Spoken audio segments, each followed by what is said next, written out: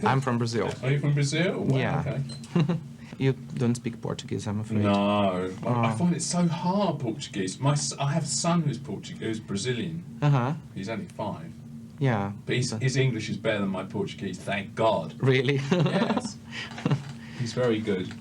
But you know some words, I guess. Portuguese, if you understand Spanish, it's... Yeah, I'm sorry, I speak more Spanish than Portuguese. It's hopeless. I don't understand it even when it's spoken to me. I can order lunch. Oh, okay. That's about it. But I'm not going to order lunch with you. Of course not. All right. Well, I'd like to know. This is your the first time you compose a score, a film score, yeah. right? Were you a fan of the original movie? What made you choose to get involved with Well, this I project? don't really remember the original movie, to be honest. I remember Michael Caine was in it. It was very funny, but that's it.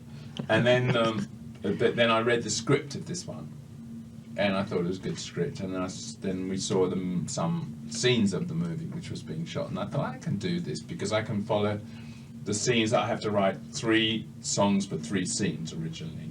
That's all really, because I don't really do the score because we have a really good guy to do all the write the string scores and stuff. I don't want to do that. So Dave and I said to Dave, well, I can write these 3 songs for these 3 scenes. So that's how I started. So I wrote a bit more than 3 songs for the 3 scenes, instrumentals and duets and things like that. But that's how I started, because I thought I could write these specific songs for these specific scenes. You know, whether there's a very dramatic scene where he drives away from his best friend after finding all these things, and then there's more sort of humorous stuff at the beginning, but with a sort of serious undertone of things that's going to come. And then there's a scene where he tries to get his old girlfriend back in the coffee shop and it doesn't work. So that's how I kind of disciplined myself to write these 3 things. And was it a different process, I imagine, right? To have the scenes that you could watch, you know, and the screenplay. How did you? Yeah. How? So I think about his character some, you know, about how his character is and his good points and bad points and his situation in life and so on. And then, you know, I would run the thing on the TV and I'd write some of the songs while the scene was playing on the TV. Do you think the movie could change a little bit? For instance, like a guy, like, you know, a young guy, if he's like, you know, hot and, you know, charming as Alfie, he would think twice before he does what the characters does in the movie? Maybe. I don't know if people really... I mean, it certainly is a kind of lesson in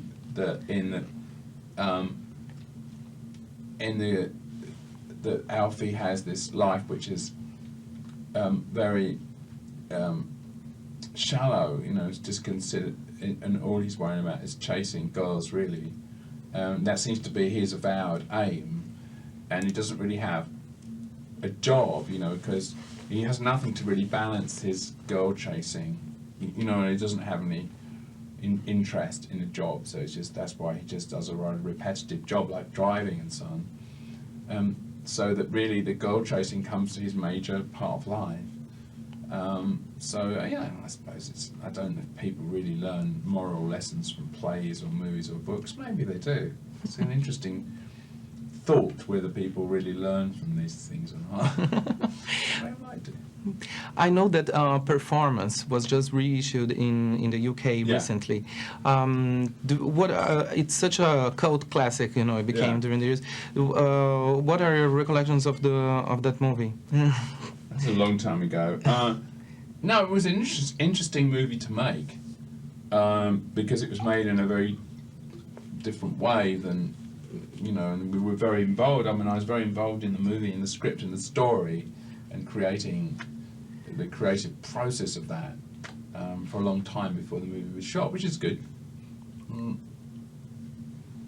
And then it was a huge, that on top of it all, it was a classic fight with a movie company, you know, about releasing it, and they didn't want to release it. So, you know, it was a movie it was quite a struggle to make in many ways, and of course you didn't think anything of it at the time, because you just move on to do other things. But then now it's become this sort of classic movie that people like to write a book about. They make documentaries.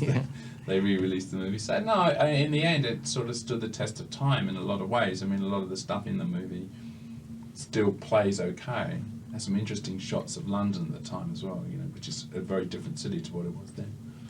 And to finish, I know that you're releasing a new Rolling Stones live CD. Yeah, there's a double. Our live album comes out in November. So one of the CDs is all well-known songs live, and the other CD is much lesser known ones. So I hope you like that. It comes out in November. Okay, we'll be looking forward to it. Okay. Okay, obrigado. Oh, yeah, obrigado. What do you know to order in Portuguese for lunch? Oh, just shrimps and rice and things like that. You know, the usual stuff. Say hi to my son Lucas. Okay, I will. Bye. Okay, bye. Thank you.